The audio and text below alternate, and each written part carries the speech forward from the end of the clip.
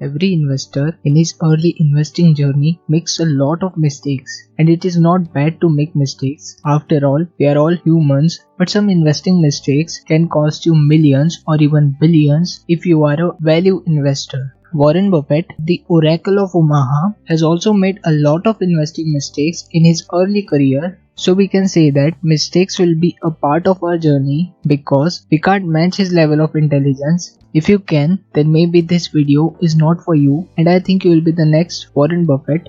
Let's talk about 3 easily avoidable investing mistakes which you don't have to make. Number 1. Waiting for the perfect time. If you are thinking that you will invest when all share will go down and then you will buy it and make a lot of profits, then once again, it is a beautiful dream, and I am not saying that it can't be true, but if you are waiting for it so long, then this quote by Ken Fisher will help you. Time in the market beats timing the market. If you are nervous about investing, then today is never going to seem like the right time to invest. The stock market will always look like it is overpriced, and if you don't have big amount to invest, then you will think I will invest after few months or even years. To be honest, this thing happens to everyone. Even myself, at the start of my investing journey, I thought of things like I don't have enough capital to start investing, the market is overpriced, and sometimes I'm not confident about investing.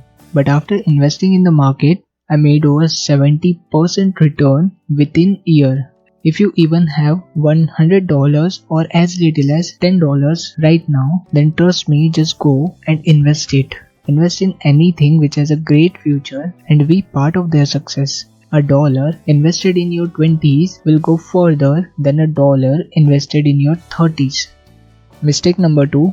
Trading frequently. If you are a value investor or follower of Warren Buffett, you will know trading can be the biggest mistake of your investing journey.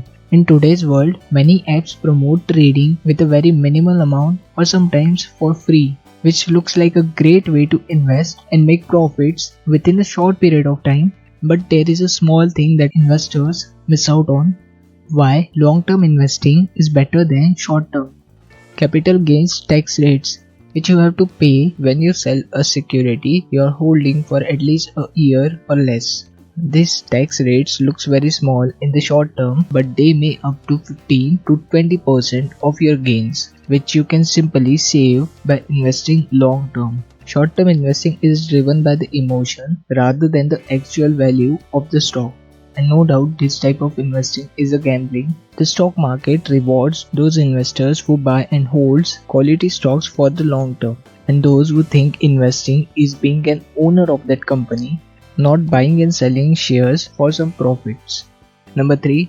Picking stocks based on the news. If you think Tesla is growing and you should buy it, then this tip is for you. No doubt Tesla is a good company and Elon Musk will make it great. But if you are buying it just because its stock price is growing and everyone is talking about it, then you are making a big mistake of investing. Think of it like this. You heard about Tesla on TV, and its cars are trending, and your friend just bought Tesla shares. You are also planning to buy some shares, but there is a hype about electric cars and Tesla, and most of the time, because of that hype, the price is more than its actual price. This doesn't mean that you should never invest in the future business and it is a bad investment just because everyone is talking about it, but you are not going to find a great deal because of that hype. And as a value investor, Benjamin Graham said, you should buy a good company when its price is below its actual price. Learning from other people's mistakes and not making them will help you succeed as an investor. As a value investor, you should avoid these mistakes, develop a systematic plan based on your goals, and make sure to stick with it. And I know, as an investor, we should take some risk. So set aside a small portion which you can afford to lose. Follow this advice and you will make a winning portfolio. And make sure to subscribe us as we deliver excellent videos on wealth building.